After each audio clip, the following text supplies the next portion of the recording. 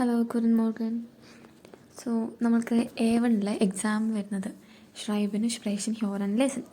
ഇതിനകത്ത് ഹ്യോറിനും ലേസണും നമ്മൾ ഓൾറെഡി തന്നിരിക്കുന്ന വീഡിയോസ് അല്ലെങ്കിൽ ലേസനൊക്കെ ഉപയോഗിച്ച് പ്രാക്ടീസ് ചെയ്യാന്നുള്ളതുള്ളൂ. ഓക്കെ, പിന്നെ കൂടുതലായിട്ട് ഓക്കാവ് പഠിക്കാൻ നോക്കുക. പിന്നെ ഉള്ളത് നമുക്ക് ഷ്രൈബിനും സ്പ്രേഷനുമാണ്. അതിൽ ഷ്രൈബിന് നമുക്ക് 2 ടൈലാണ് വരുന്നത്. ഓക്കെ, ഫസ്റ്റ് ടൈൽ എന്ന് പറഞ്ഞാൽ ഒരു ഫോം തരും. ആ ഫോമിൽ കുറച്ച് ബ്ലാങ്ക് സ്പേസ് ഉണ്ടാവും, അത് ഫില്ല് ചെയ്യാന്നുള്ളതാണ്. കാരണം ആ ഫോമിൻ്റെ മുകളിൽ നമുക്കൊരു പാരഗ്രാഫ് കൊടുത്തിട്ടുണ്ടാവും. അപ്പോൾ പാരഗ്രാഫ് വായിച്ചിട്ട് അതിൽ നിന്നുള്ള ഇൻഫോർമേഷൻ ആയിരിക്കും ഈ ഫോമിനകത്ത് ബ്ലാങ്ക് സ്പേസിൽ നമുക്ക് ഫില്ല് ചെയ്യേണ്ടി വരുന്നത്. ഓക്കെ, സോ ഫസ്റ്റ് ടൈൽ അങ്ങനെയാണ്. ജസ്റ്റ് വായിക്കുക, ഫോം ഫില്ല് ചെയ്യുക. പിന്നെ നമ്മളുടെ ടൈൽ അയൻസ് എന്ന് നമ്മൾ പറഞ്ഞായിരുന്നു അല്ലേ. ടൈൽ അയൻസ് ഒരു ഫോം ഫിൽ ചെയ്യാനാണ്. ഇതായിരിക്കും നമ്മളുടെ ഒരു ഫോം. ഒരു എക്സാമ്പിളാണ്. ഓക്കെ, ഇവിടെ മുകളിലൊരു പാരഗ്രാഫ് കൊടുത്തിട്ടുണ്ട്. അവിടെ നമുക്ക് കുറച്ച് ഇൻഫോർമേഷൻസ് ഉണ്ട്. ആ ഇൻഫോർമേഷൻസ് ഈ ഫോമിൽ ഇല്ലാത്ത ഏതൊക്കെയാണോ അതായിരിക്കും നമ്മൾ എഴുതുന്നത്. 5 ആയിരിക്കും ഇല്ലാത്തുള്ള. സോ നമ്മളത് മുകളിൽ നോക്കി വായിച്ചിട്ട് മനസ്സിലാവുന്നത് താഴോട്ട് എഴുതുക. ഫോർ എക്സാമ്പിൾ ഇവിടെ Ihr Freund Paolo Pellizzari aus Turin möchte mit seiner Familie ആരൊക്കെ ഉണ്ടെന്നൊക്കെ എഴുതിയിട്ടുണ്ട്. Under Ossi Urlaub machen. Paolo hat 3 Wochen Urlaub.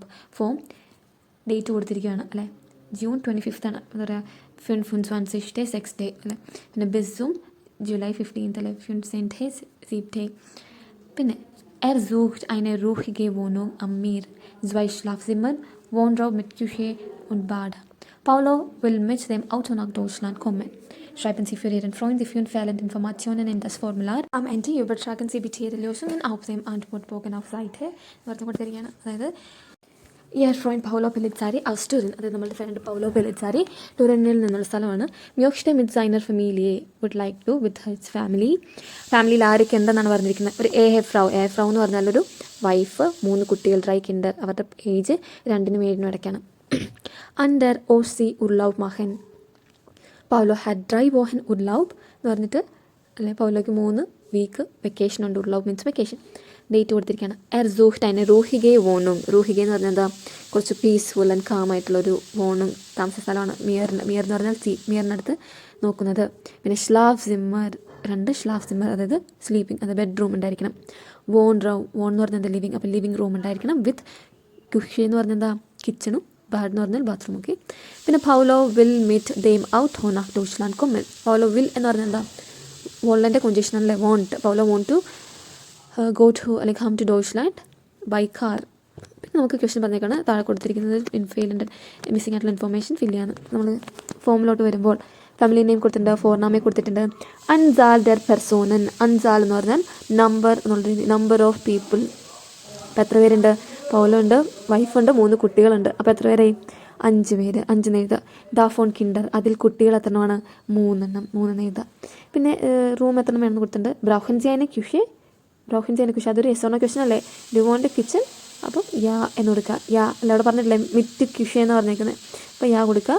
പിന്നെ അൺറൈസെ, അറൈവൽ ഡേറ്റ് കൊടുത്തിട്ടുണ്ട്, ജൂണാണ്. അപ്പോൾ നമുക്ക് അബ്രൈസെ, ഡിപ്പാർച്ചർ എന്നാണ്, 15/7 എന്ന് കൊടുക്കുക. അതായത് 15 ജൂലൈ എന്ന് കൊടുത്താൽ മതി.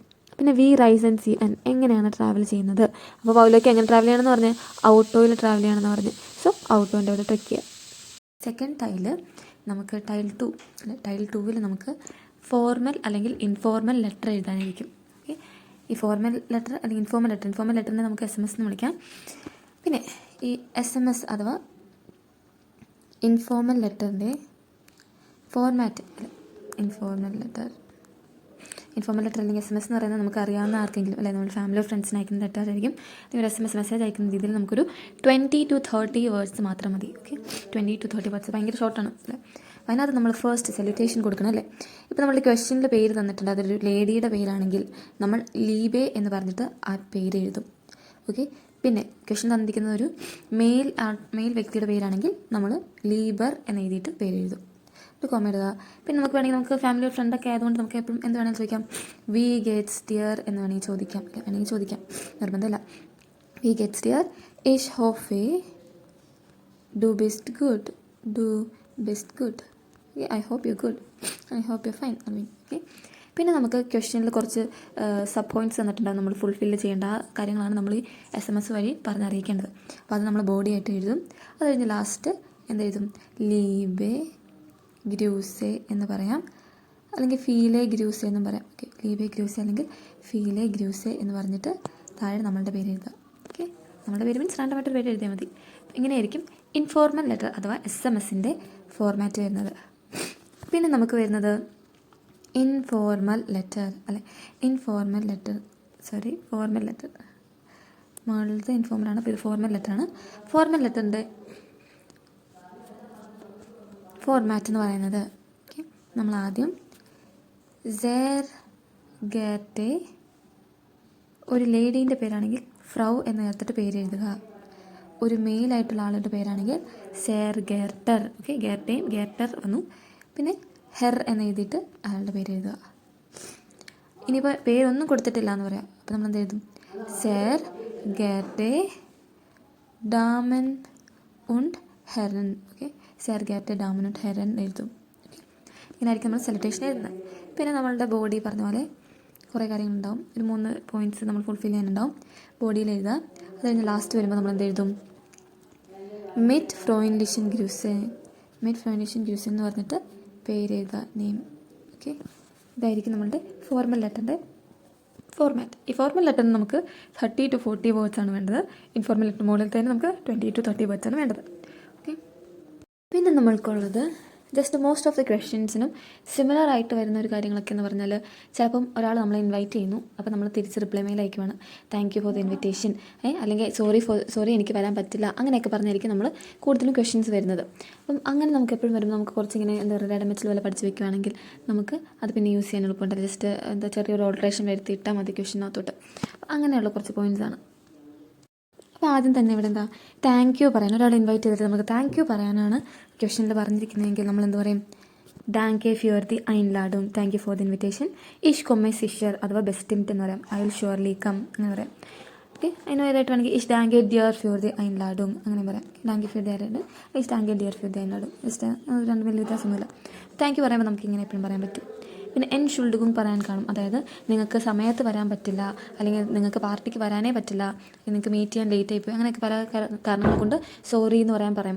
അപ്പോഴായിരിക്കും നമ്മൾ ഇഷ് ഷുൾഡുഗെ മിഷ് എന്ന് പറഞ്ഞിട്ട് എന്തുകൊണ്ടാണ് നമ്മൾ സോറി പറയുന്നത് പറയാം. അതായത് ഇഷ് കൻ നിഷ്ട് ചുവർ പാർട്ടി കൊമ്മൻ അല്ലെങ്കിൽ ഇഷ് വേർഡെ സ്പെയ്റ്റ് കൊമ്മൻ അങ്ങനെയൊക്കെ പറയാം.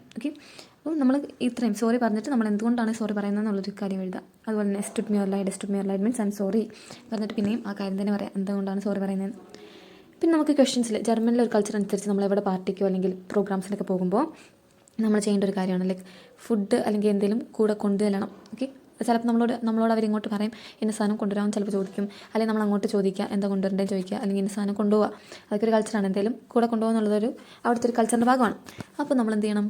നമ്മളുടെ ക്വസ്റ്റ്യനിൽ ചിലപ്പം നമ്മളോട് പറഞ്ഞിട്ടുണ്ടാവും ഞാൻ ഇന്ന സാധനം കൊണ്ടുവരട്ടെ എന്ന് ചോദിക്കാൻ, അല്ലെങ്കിൽ ഞാൻ ഇന്ന സാധനം കൊണ്ടുവരാം എന്ന് പറയാൻ ഒക്കെ പറയണ്ട. അപ്പം നമ്മളെന്ത് പറയണം? Ich möchte Cola und Pizza mitbringen. Passt es dir? I would like to bring Cola and Pizza. എൻ്റെ കൂടെ കൊണ്ടുവരാൻ ആഗ്രഹിക്കുന്നു. അത് നിങ്ങൾക്ക് സ്യൂട്ട് ആവുമോ? പാസ്റ്റ് എന്ന് പറഞ്ഞത് ടു സ്യൂട്ട് അല്ലെങ്കിൽ ടു ഫിറ്റ്. അപ്പോൾ നിങ്ങൾക്ക് ഫിറ്റ് ആവുക അല്ലെങ്കിൽ സ്യൂട്ട് ആവുക, നിങ്ങൾക്ക് കുഴപ്പമുണ്ടോ ഓക്കെ അല്ലേ എന്നുള്ള രീതിയിൽ. പിന്നെ നമുക്ക് ചോദിക്കാം, നമ്മളിപ്പോൾ ഇൻവൈറ്റ് ചെയ്യുമ്പം നമ്മളോട് എന്ന ക്വസ്റ്റ്യൻ പറഞ്ഞേക്കും നിങ്ങളൊരു ആളെ ഇൻവൈറ്റ് ചെയ്യുവാണ്, അയാളോട് എന്തെങ്കിലും കൊണ്ടുവരാനുള്ള രീതിയിലും പറയണം. അപ്പോൾ എന്താ പറയുക? കെന്നൻ സി ബിറ്റ കോള ഉൺ പിസ്സ മിഡ്ബ്രിങ്ങൻ, നിങ്ങൾ കോളയും പിസ്സയും കൊണ്ടുവരാമോ എന്ന് ചോദിക്കാം. അങ്ങനെ നമുക്ക് ക്വസ്റ്റ്യനിൽ ചോദിക്കാം, ആൻസറിൽ നമുക്ക് എഴുതാം. മുകളിലത്തെ നമ്മൾ പറയുകയാണ് ഇന്ന സാധനം കൊണ്ടുവരാൻ, താഴത്തെ നമ്മൾ ചോദിക്കണം എന്നെ കൊണ്ടുവരാമോ എന്ന്. പിന്നെ ഇഷ് ബ്രിങ്ങ കോള ഉൺ പിസ്സ മിറ്റ്, നമ്മൾ പറയാം ഞാൻ ഇന്ന സാധനമാണ് കൊണ്ടുവരുന്നതെന്ന് പറയാം. ഇഷ് ബ്രിങ്ങ കോള ഉൺ പിസ്സ മിറ്റ്. പിന്നെ നമുക്ക് ചിലപ്പം ആരെങ്കിലും കൂടെ കൊണ്ടുവരുന്ന കാര്യം പറയാനുണ്ടാവും. പറയാനോ ചോദിക്കാനോ ഉണ്ടാവും. അപ്പോൾ നമ്മൾ എന്തായിരിക്കും? ഇഷ് മ്യോഷ്ടെ മൈന ഫ്രോയിൻഡ് ഇൻ മിഡ് ബ്രിങ്ങൻ പാസ്റ്റസ് ദിയർ I would like to bring my friend with me, എൻ്റെ ഫ്രണ്ടിനെ കൂടെ കൊണ്ടുവരാൻ ആഗ്രഹിക്കുന്നു, അത് നിങ്ങൾക്ക് സ്യൂട്ടാവോ? അല്ലെങ്കിൽ ഖാനിഷ് മൈന ഫ്രോയിൻഡ് മിഡ് ബ്രിങ്ങൻ, ഞാൻ എൻ്റെ ഫ്രണ്ടിനെ കൂടെ കൊണ്ടുവന്നോട്ടെ നോക്കി. ഇങ്ങനെ ചോദിച്ചിട്ട് നമുക്ക് പാർട്ടിക്ക് നമ്മൾ ഇൻവൈറ്റ് ചെയ്യുമ്പോൾ നമ്മൾ തിരിച്ച് റിപ്ലൈ അയക്കുമ്പോൾ ആരെങ്കിലും കൊണ്ടുവരുന്ന കാര്യം പറയുകയാണെങ്കിൽ ഇങ്ങനെയൊക്കെ പറയാം. പിന്നെ വോ und വൺ, അതായത് എപ്പോൾ എവിടെ വെച്ച് എന്നൊക്കെ നമുക്ക് ചോദിക്കേണ്ടി വരുമല്ലോ അല്ലേ? പാർട്ടി എപ്പോഴാണ് നടക്കുന്നത്, എവിടെ വെച്ചാണ് നടക്കുന്നത്, നമുക്കൊരു ഇൻവിറ്റേഷൻ കഴിയുമ്പോൾ റിപ്ലൈ മെയിൽ നമ്മളിതൊക്കെ ചോദിക്കേണ്ടി വരും. അപ്പോൾ നമുക്ക് ചോദിക്കാം വോ ഫിൻഡഡ് ദി പാർട്ടി സ്റ്റട്ട് അല്ലെ. സ്റ്റട്ട് ഫിൻഡൻ എന്ന് പറയുന്നത് ഒരു ട്രെൻബാരെ വെർബാണ് അല്ലെ. സ്റ്റട്ട് ഫിൻഡൻ മീൻസ് ടു ടേക്ക് പ്ലേസ്. അപ്പോൾ വോ ഫിൻഡഡ് ദി പാർട്ടി സ്റ്റട്ട് എന്ന് പറയുമ്പോൾ എവിടെയാണ് പാർട്ടി നടക്കുന്നത്. വൺ ഫിൻഡഡ് ദി പാർട്ടി സ്റ്റട്ട്, എപ്പോഴാണ് പാർട്ടി ടേക്ക് പ്ലേസ് ചെയ്യുന്നത്. പിന്നെ വോ und വൺ ഫിൻഡഡ് ദി പാർട്ടി സ്റ്റട്ട്, രണ്ടും ചോദിച്ചത് എവിടെ എപ്പോൾ. Ich möchte wissen, I would like to know when the party takes place അല്ലേ. അത് ജസ്റ്റ് ഒരു ആർഭാടത്തിനിട്ടെന്നുള്ളൂ. Ich möchte wissen, I would like to know എന്ന് പറഞ്ഞിട്ട് നമ്മളെപ്പോഴാണ് പാർട്ടി നടക്കുന്നതെന്ന് അറിയാൻ ആഗ്രഹിക്കുന്നു.